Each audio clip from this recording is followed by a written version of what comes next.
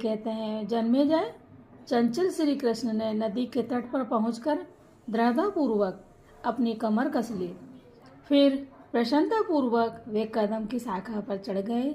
मेघ के समान श्याम शरीर वाले कमल नयन श्री कृष्ण ने कदम की शाखा से लटक कर कालिया दह के बीच में कूदते समय बड़े जोर का शब्द किया। श्री कृष्ण के वहां कूदने से यमुना के उस कुंड में हलचल पैदा हो गई। बड़े वेग से जल उछलकर तटभूमि सहित सिंच उठा।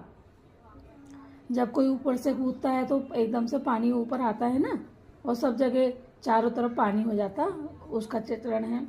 ऐसा जान पड़ा मानो वहां जल से भरा हुआ मेघ फट पड़ा हो। उस शब्द से नागराज का विशाल भवन क्षुब्ध हो उठा। किसका? नागराज का विशाल भवन क्षुब्ध हो उठा और वह सर्प जल से ऊपर को उठा। उस समय उसके नेत्र क्रोध से भरे हुए थे। मेघों की घटा के समान काले रंग वाला वह नागराज कालिए जब कुपित होकर उठा, उस समय उसके नेत्र प्रांत रक्त वर्ण के दिखाई दे रहे थे। उसके 5 मुख थे और उनके उच्छ्वास के साथ आग की लपट उठती थी, यानी जब वो सांस लेते थे तो उसके आगों की लपट उठती थी।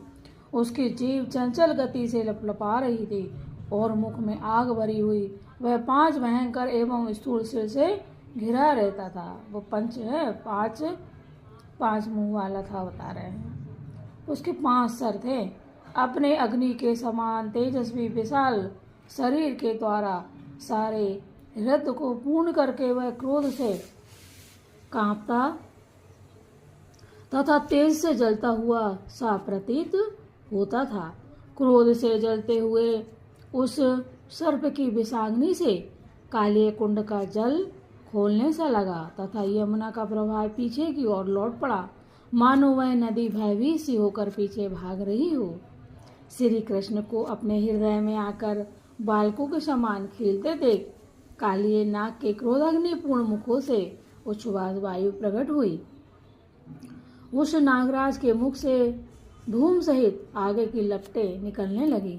अपनी क्रोध अग्नि प्रकट करते हुए उस प्रलय काल जैसे सर्प ने उस कुंड के आसपास उगे हुए तीरवर्ती वृक्षों को क्षण भर में जलाकर भस्म कर दिया। उसके स्त्री पुरुष सेवक तथा अन्य बड़े बड़े नाग एवं नागराज जो अनंत बलशाली थे, अपने मुखों से विष जनित धूम मिश्रित भयंकर आग उगलते हुए उन पर टूट पड़े। कृष्ण कन्हैया